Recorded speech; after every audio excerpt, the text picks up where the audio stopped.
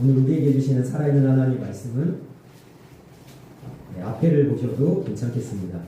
사도행전 17장 16절부터 34절까지의 말씀 다 같이 천천히 한 목소리로 합독하도록 하겠습니다. 바울이 아덴에서 그들을 기다리다가 그 성에 우상이 가득한 것을 보고 마음에 격분하여 회당에서는 유대인과 경건한 사람들과 또 장터에서는 날마다 만나는 사람들과 변론하니 어떤 에피쿠로스와 스토아 철학자들도 바울과 쟁론할세 어떤 사람은 이르되 이 말쟁이가 무슨 말을 하고자 하느냐 하고 어떤 사람은 이르되 이방 신들을 전하는 사람인가 보다 하니 이는 바울이 예수와 부활을 전하기 때문이더라. 그를 붙들어 아레오바고로 가며 말하기를 내가 말하는 이 새로운 가르침이 무엇인지 우리가 알 수 있겠느냐? 내가 어떤 이상한 것을 우리 귀에 들려주니 그 무슨 뜻인지 알고자 하노라 하니 모든 아덴 사람과 거기서 나동에 된 외국인들이 가장 새로운 것을 말하고 듣는 것 이외에는 달리 시간을 쓰지 않으리더라. 바울이 아레오바고 가운데에 서서 말하되 아덴 사람들아 너희를 보니 범사에 종교심이 많도다. 내가 두루 다니며 너희가 위하는 것들을 보다가 알지 못하는 신에게라고 새긴담도 보았으니 그런즉 너희가 알지 못하고 위하는 그것을 내가 너희에게 알게 하리라. 우주와 그 가운데 있는 만물을 지으신 하나님께서는 천지의 주제시니 손으로 지은 손에 계시지 아니하시고 또 무엇이 부족한 것처럼 사람의 손으로 섬김을 받으시는 것이 아니니 이는 만민에게 생명과 호흡과 만물을 친히 주시는 이시니라. 인류의 모든 족속을 한 혈통으로 만드사 온 땅에 살게 하시고 그들의 연대를 정하시며 거주의 경계를 한정하셨으니 이는 사람으로 하나님을 거두어 찾아 발견하게 하려 하심인데 그는 우리 각 사람에게서 멀리 계시지 아니하도다. 우리가 그를 힘입어 살며 기동하며 존재하느니라. 너희 시인 중 어떤 사람들의 말과 같이 우리가 그의 소생이라 하니 이와 같이 하나님의 소생이 되었은즉 하나님을 금이나 은이나 고래나 사람의 기술과 보안으로 새긴 것들과 같이 여길 것이 아니니라. 알지 못하던 시대에는 하나님이 안가하셨거니와 이제는 어디든지 사람에게 다 명하사 회개하라 하셨으니 이는 정하신 사람으로 하여금 천하를 공의로 심판할 날을 작정하시고 이에 그를 죽은 자 가운데서 다시 살리시는 것으로 모든 사람에게 믿을 만한 증거를 주셨음이라 하니라. 그들이 죽은 자의 부활을 듣고 어떤 사람은 조롱도 하고 어떤 사람은 이 일에 대하여 내 말을 다시 듣겠다 하니 이에 바울이 그들 가운데서 떠나매 몇 사람이 그를 가까이하여 믿으니 그 중에는 아레오바고 발리 디오누시오와 다말이라 하는 여자와 또 다른 사람들도 있었더라. 아멘. 먼저 오늘 사도행전 17장의 마지막 부분을 나누기 전에 지도를 우리 잠깐 보도록 하겠습니다. 지난 주에 어디에 있었냐면 바울이 이제 오늘 말씀에는 아테네에 이르게 되죠. 데살로니가, 빌립보, 베레아 이런 곳을 지나서 지금 아테네라는 성경에서는 지금 아덴이라고 나와 있는 곳입니다. 이 아테네에서 어떤 일이 있었냐를 살펴보기 전에 우리가 조금 오늘 제가 너무 어렵지 않게 좀 익숙치 않은 단어들이 오늘 말씀 가운데 나와 있는데 제가 최대한 쉽게 전문적인 용어를 다 좀 빼고 굉장히 상식적이고 일상적인 언어로 오늘 이 단어들을 좀 설명하려고 하는데 우리가 일반적으로 좀 생각을 해봅시다. 아테네라는 곳이 어떤 곳이죠? 네, 그리스라는 나라의 지금은 수도로 되어 있는데요. 아테네는 이때 당시에 굉장히 중요한 곳입니다. 왜냐하면 지금 2000년 전에 이 이스라엘을 누가 다스리고 있었냐면 로마 제국이 다스리고 있었거든요. 로마 제국이 거의 천하를 호령하며 전 세계적인 제국을 지금 만들어냈는데, 여러분 여기서 아테네가 왜 중요하냐면 정치적 군사적으로는 로마 제국이 다스리지만, 그럼 로마가 이제 세금을 징수하고 사람들을 처벌하고 이것을 로마가 하지만, 로마 제국 안에 있었던 문화는 누구 거냐면 헬라 문화입니다. 다시 얘기하면 그리스 문화입니다. 자, 그 헬라 문화와 그리스 문화의 중심지가 어딜까요? 아테네죠. 그러니까 정치적인 수도는 로마지만 문화적인 수도는 어디냐면 아테네입니다. 그러니까 여기 아테네가 굉장히 중요합니다. 그리고 아테네에 이제 지금 바울이 갔잖아요. 바울이 갔는데 이 아테네는 두 가지의 특징이 있습니다. 먼저 첫 번째 특징은 뭐냐면, 오늘 이제 말씀에 좀 나와 있지만 여러분 철학이 중심이 되었습니다.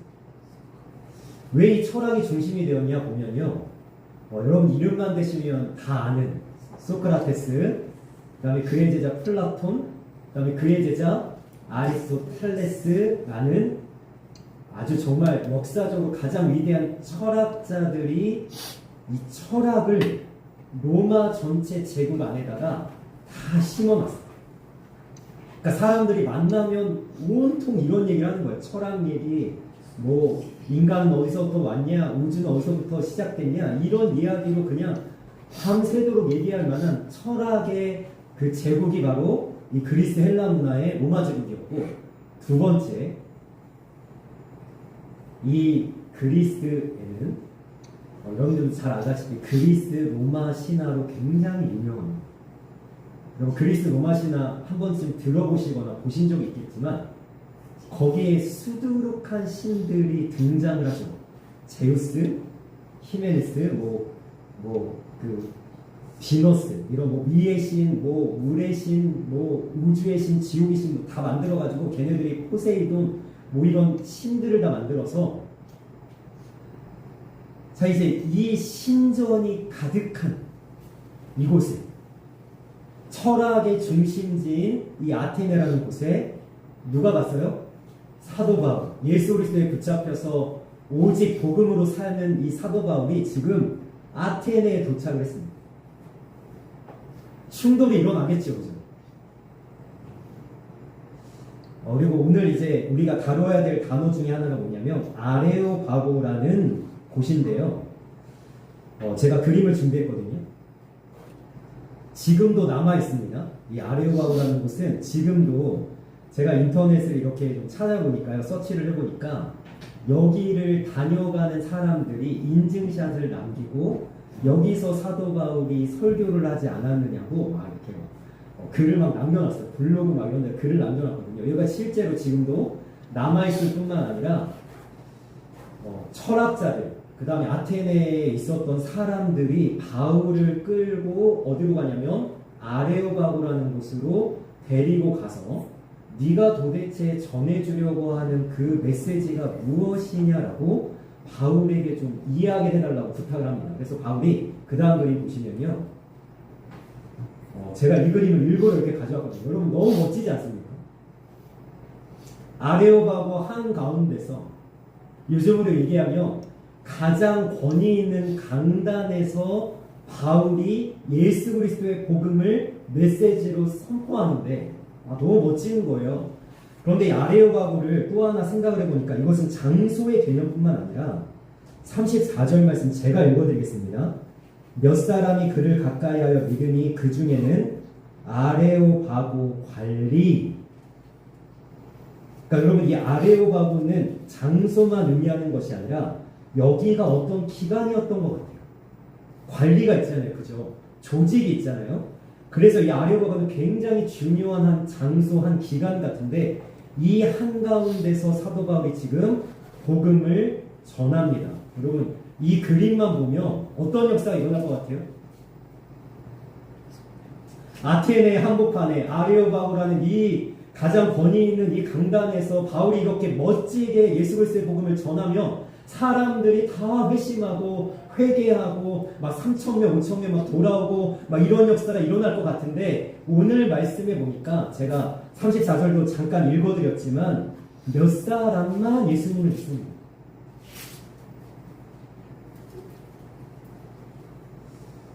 그러니까 저는 오늘 이 17장 아테네에 있었던 이 일을 말씀을 준비하면서 이런 질문을 던졌던 거예요. 어떤 질문이냐? 왜 이렇게 열매가 적었을까? 근데 이것은 2000년 전에만 일어나는 일이 아니라 지금 이 시간에도 강단에서 하나님의 메시지가 선포되는데 말씀의 열매를 맺는 자가 있고 말씀의 열매를 맺지 않는 자들이 있죠.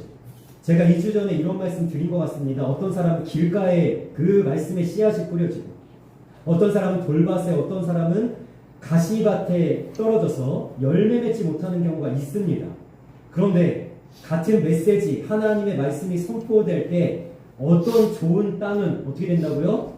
30배, 60배, 100배의 결실을 맺는데 여러분 보면은 아테네에 있는 이 사람들은 좋은 땅이 아니었던 거예요.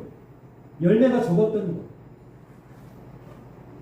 저는 이 말씀을 통해서 질문을 던지겠습니다. 여러분들은 어떤 밭으로 이 시간 말씀을 듣고 계십니까? 여러분 아테네와 같은 밭입니까? 아니면 우리 지지난주에 나눴지만 베레와 같은 그 마음이 신사적이어서 너그러워서 하나님 말씀이 어떠한가 늘 상고하면서 말씀을 연구하는 좋은 밭입니다. 자, 그러면 우리가 좋은 밭, 말씀의 열매를 맺기 위해서 어떻게 해야 되는가 라고 생각해보면 여러분 아테네 사람들과 반대로 하시면 돼요. 이것을 반면교사라고 하죠. 거울에 비춰서 아테네 사람을 비춰보고 이 사람들처럼 하지 않으면 되는 거예요.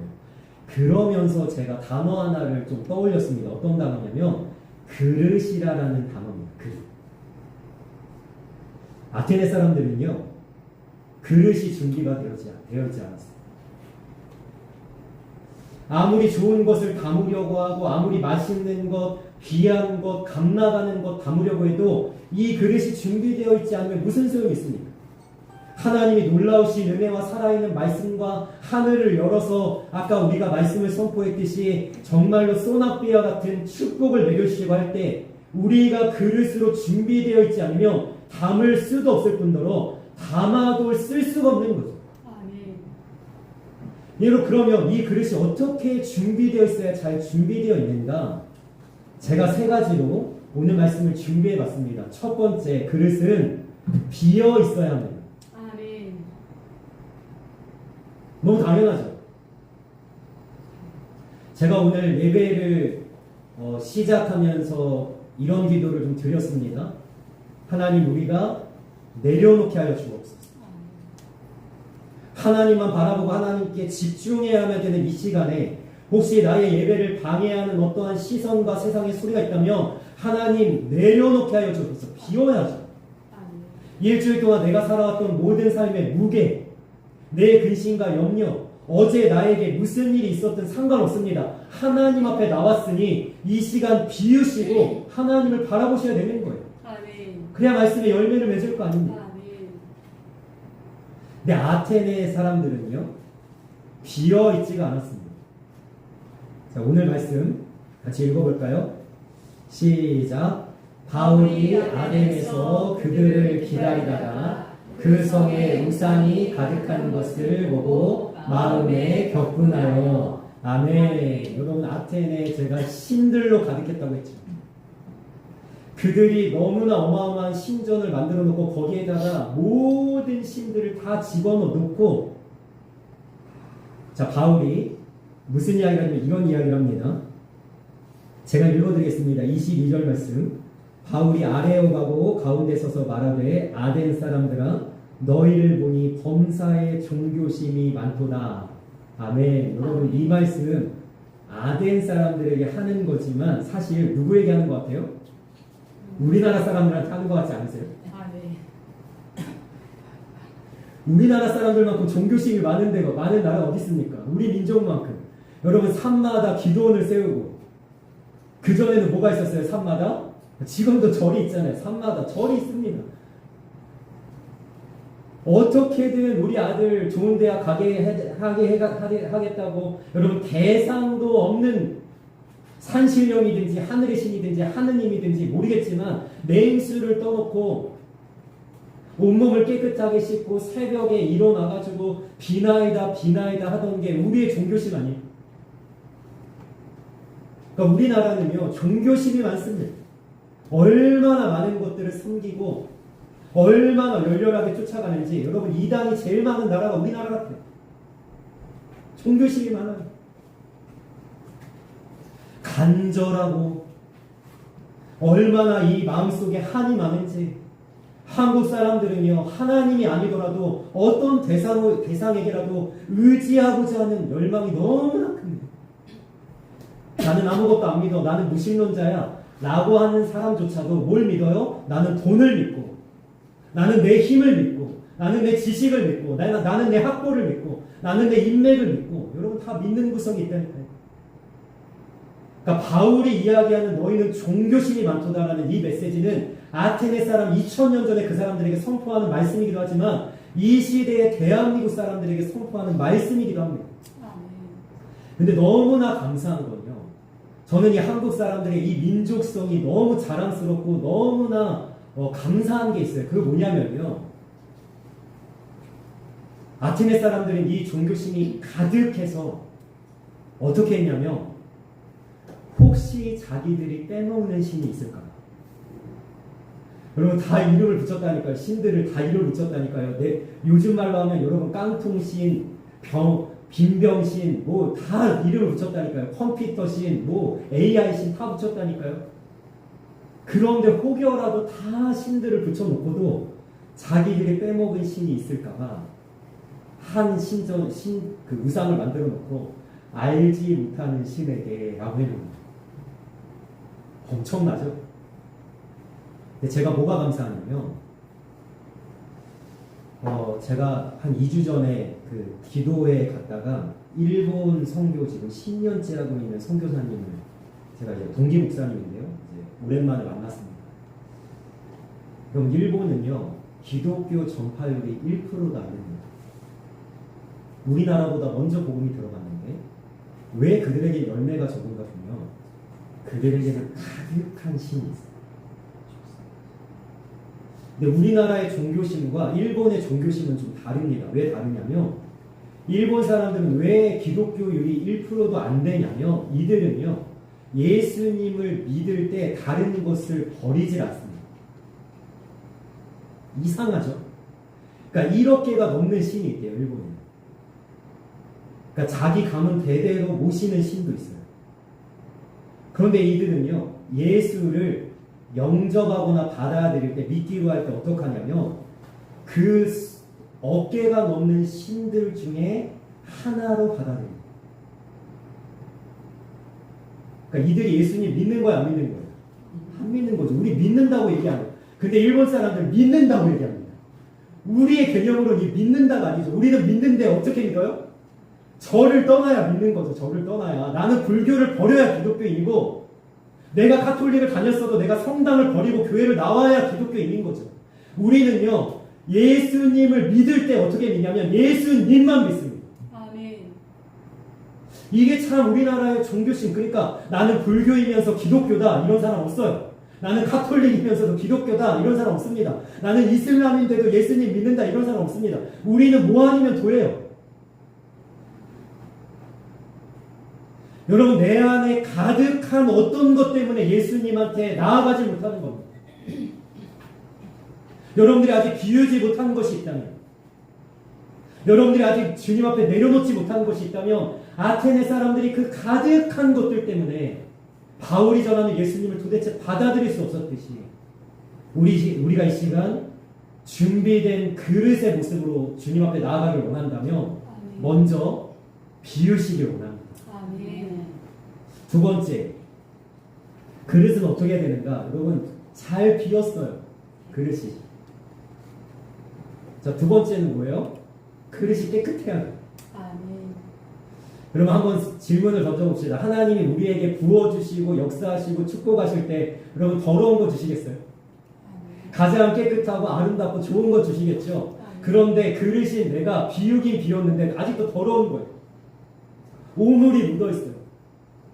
그러면 하나님이 아무리 좋은 거 깨끗한 거 줘도 내 안에 담겨진 순간 뭐예요? 쓰레기가 돼요. 여러분이 아테네 사람들은 깨끗하지 않았습니다. 말씀 한번 읽어보겠습니다. 시작.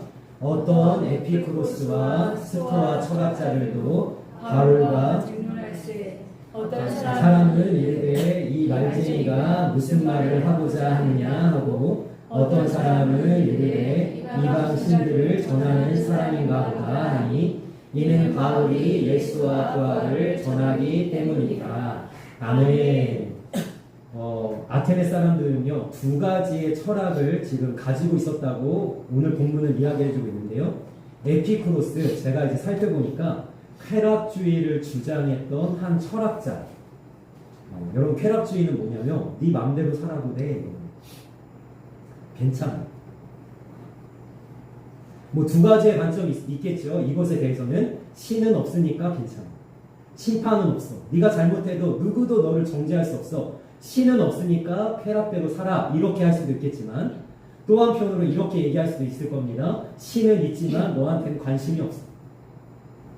네가 무슨 짓을 하든 신은 너에 대해서 아무런 상관을 안 할 테니 네 맘대로 살아. 이렇게 해서 쾌락주의가 될 수도 있겠어요. 좀 더 깊은 이야기가 있지만 그것은 어렵기 때문에 제가 지나가도록 하겠습니다. 그럼 어쨌든 쾌락을 중시하는 에피쿠로스 학파가 있고 스토아 철학이 있는데 여러분 이것은요 사실은 좋은 거죠. 지금도 스토아 철학을 이렇게 따라가고 이렇게 좀 나는 이렇게 살 거야 라고 하는 사람들 있습니다. 여러분 대표적인 인물이 스티브 잡스라는 이런 인물이 있어요. 좋은 건데 문제는 뭐냐면 뒤로 조금만 넘겨볼까요? 이성이 중심인 그림이 있습니다.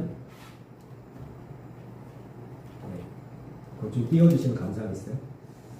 스토아 철학이 인간적으로 세상적으로 너무나 귀한데 좋은 걸 수 있는데 문제는 뭐냐면 우리가 좀 이따 점심 식사를 하고 나서 세계관에 대한 이야기를 오늘 나눌 텐데 여러분 이것이 문제가 뭐냐면 철학자들이 최고의 권위의 자리에다 뭘 놨냐면 이성을 놨습니다.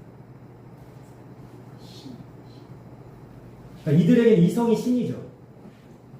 그러니까 이성이라는 렌즈를 가지고 모든 것을 다 보기 때문에 이들은 예수님을 받아들일 수가 없는 거예요.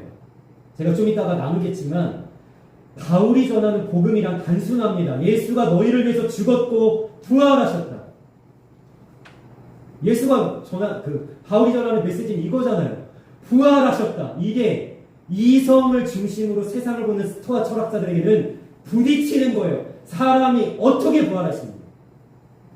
말도 안 되는 소리 하지 마. 합리적이지 않다. 과학적이지 않다. 스토아 철학이요.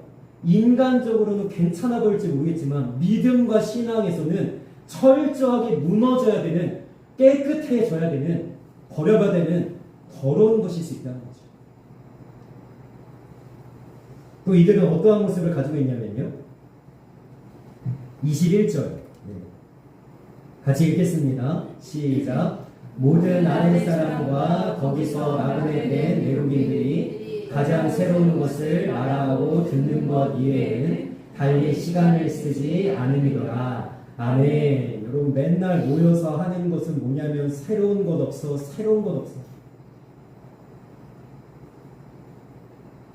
매일 이걸 찾아가는데 그 다음 말씀 제가 함께 보도록 하겠습니다. 그 다음 말씀 같이 있습니다. 시작.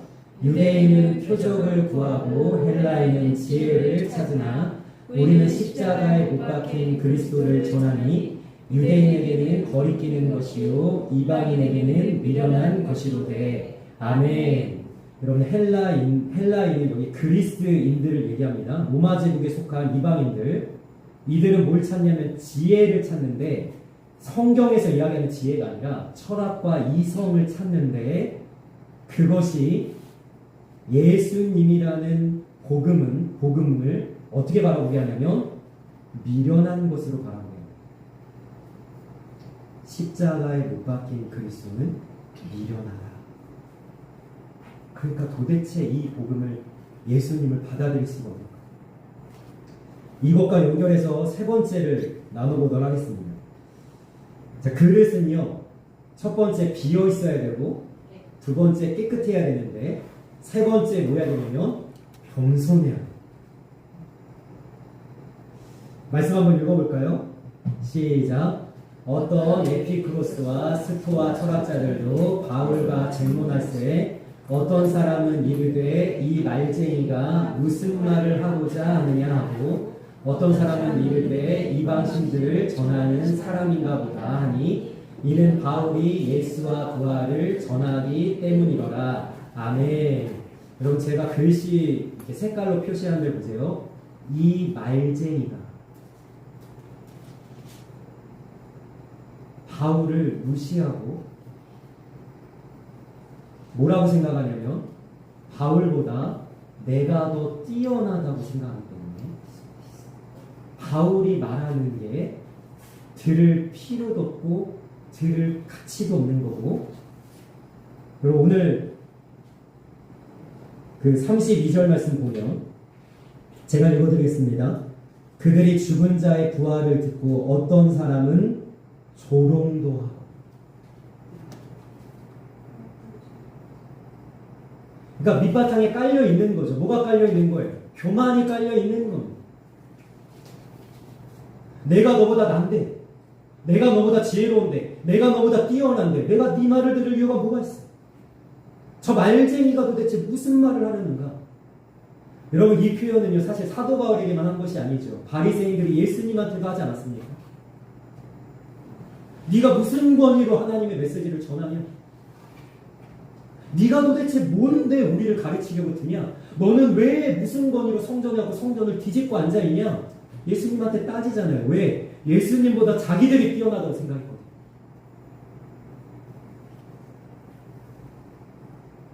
그런데 사실은요,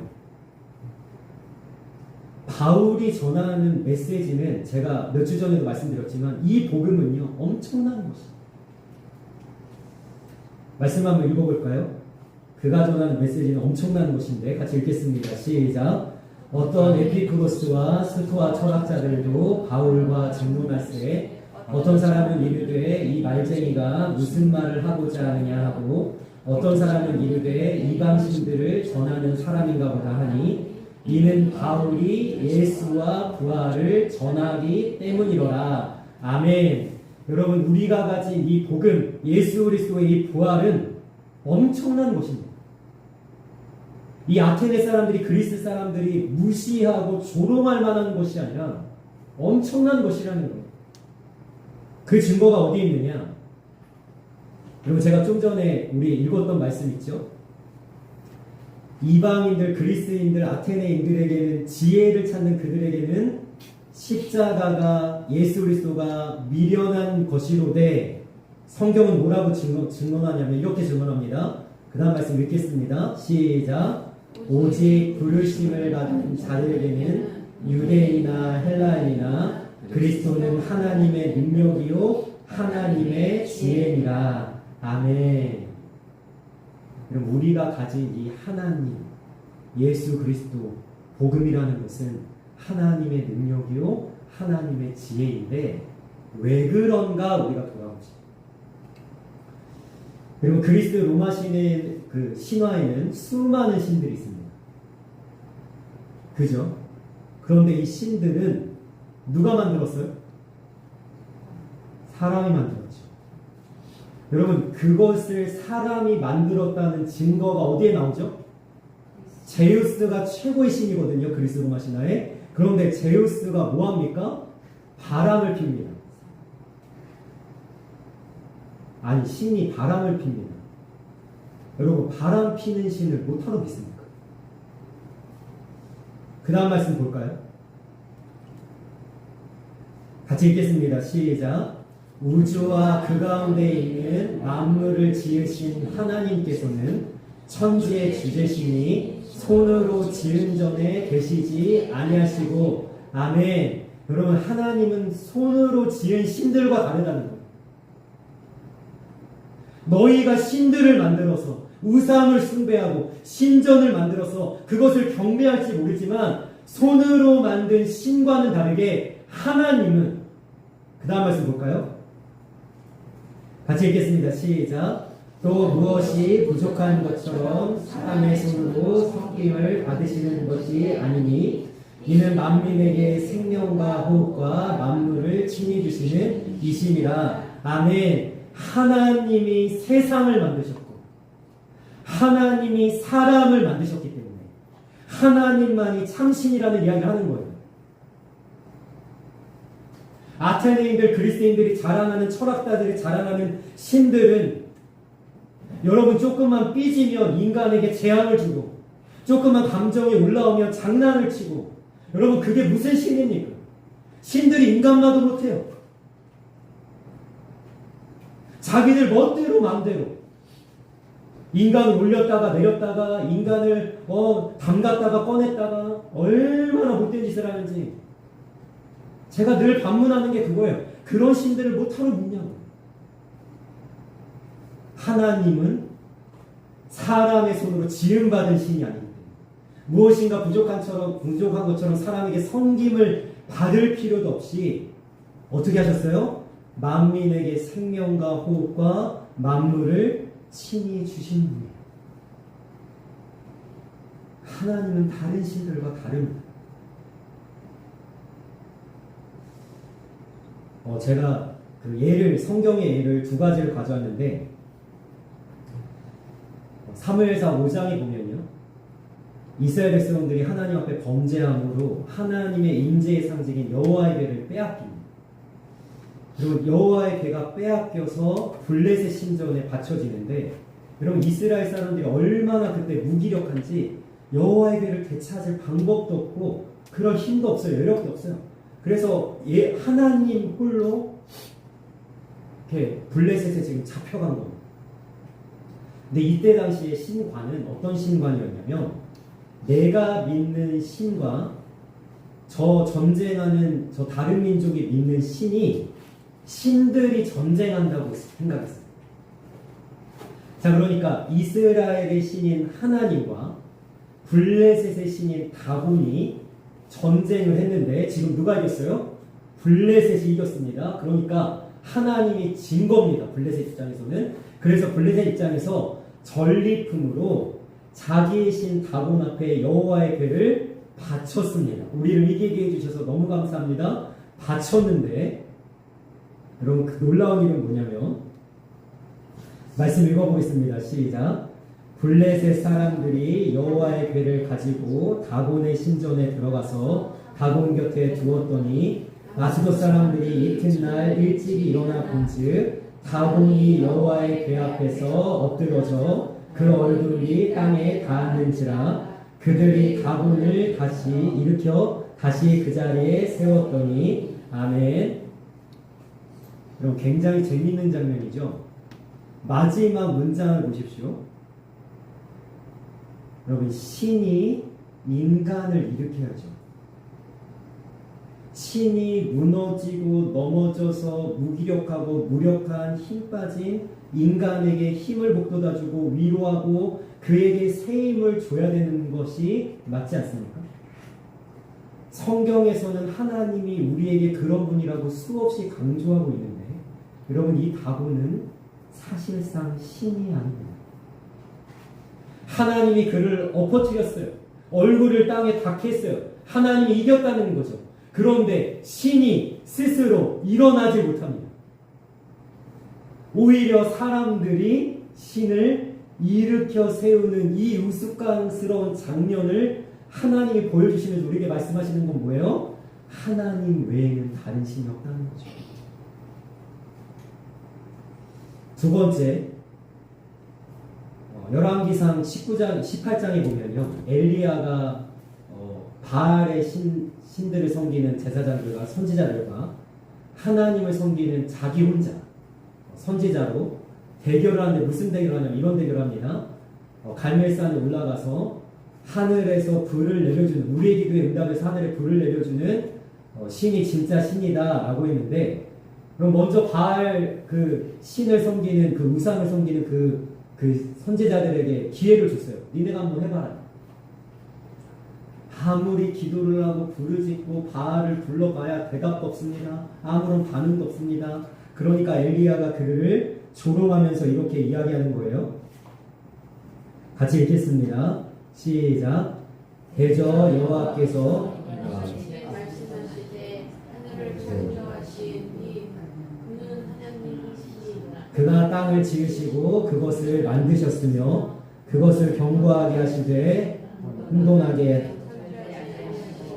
사람이 거저하게 지으셨으니 나는 여호와라 나 외에 다른 신이 없느니라 하시니라. 아멘. 제가 이거 뒤쪽에 있습니다. 아니 다른 신은 없다. 예. 시편 135편 띄워주시겠어요? 네, 같이 읽겠습니다. 시작. 열국의 우상은 은금이요 사람의 손으로 만드는 것이라. 입이 있어도 말하지 못하며 눈이 있어도 보지 못하며 귀가 있어도 듣지 못하며 그들의 입에는 아무 호흡도 없나니 그것을 만든 자와 그것을 의지하는 자가 다 그것과 같으리로다. 아멘. 엘리야가 이렇게 이야기하는 거예요. 듣지도 못하고 보지도 못하고 호흡도 없는 그 신들에게 계속해서 하늘에 불을 내려달라고 어리석게 부르짖는 그 바알의 선지자들이 이렇게 얘기합니다. 혹 신이 졸든지 자든지, 혹시 신이 외출했든지, 혹시 신이 어디 다른데 화장실을 갔든지. 그럼 그게 신입니까? 성경에서 이야기하는 하나님은 뭐라고 이야기하는 이렇게 얘기하는 거예요. 늘 그 자리에 계신다고 이야기합니다. 없는 곳이 없으시다고 이야기합니다. 우리가 있는 모든 자리에 하나님은 함께 계셔서 모든 세상 만물을 주관하시고 다스리시고 지켜보고 계신다 말씀하십니다. 하나님만이 하나님 되신다는 거죠.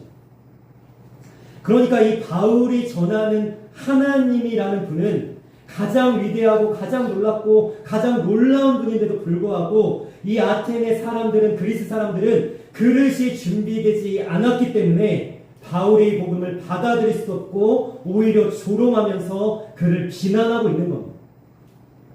오늘 말씀의 결론을 좀 지어봅시다. 우린 하나님을 섬기는 자입니다.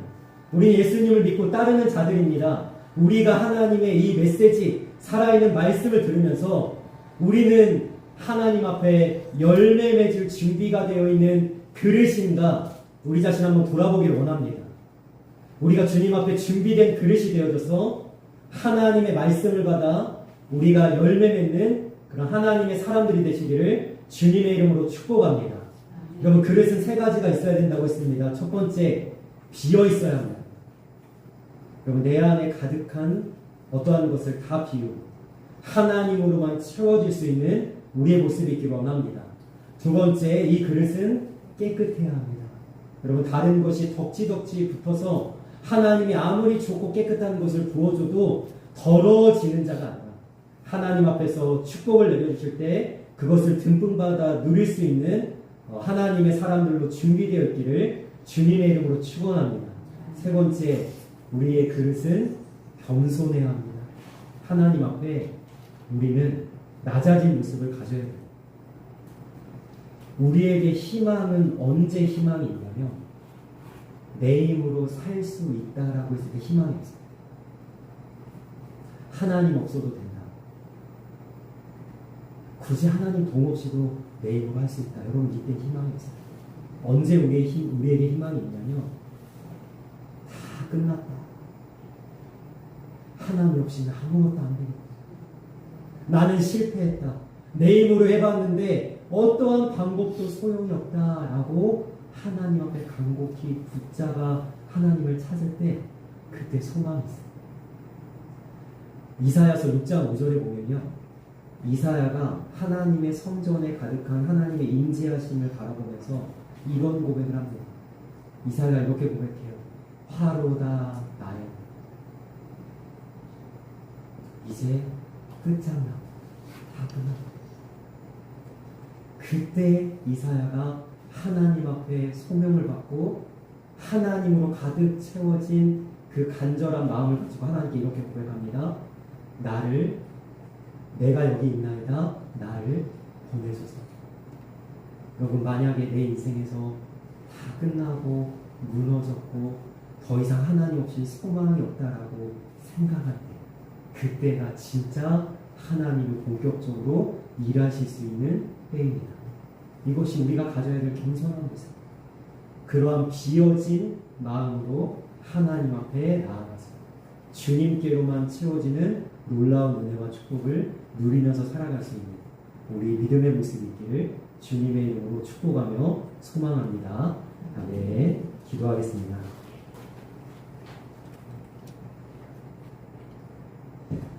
사랑하는 아버지,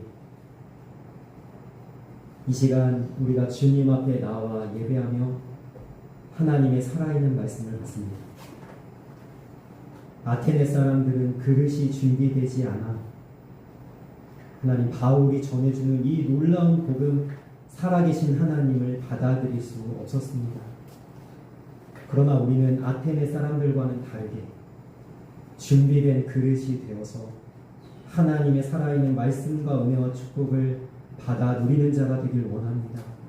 먼저 우리의 그릇이 비어져 있기를 원합니다. 하나님이 채우실 수 있도록. 그리고 우리의 그릇이 주님 안에서 깨끗하길 원합니다. 더럽지 않고 모든 덕지덕지 붙어있는 것을 깨끗하게 씻어 하나님의 어떠한 좋은 것, 깨끗한 것을 우리에게 부어주셔도 그것으로 채워질 수 있는 아름다운 은혜가 있게 하여 주옵소서. 무엇보다도 우리의 그릇이 겸손하기를 원합니다. 내가 할 수 있는데, 내가 잘났는데, 내가 잘 살아오고 있는데 이러한 교만을 우리가 버리고 하나님, 나는 하나님 없이는 아무것도 아닙니다. 하나님의 도움 없이는 한순간도 살 수 없습니다.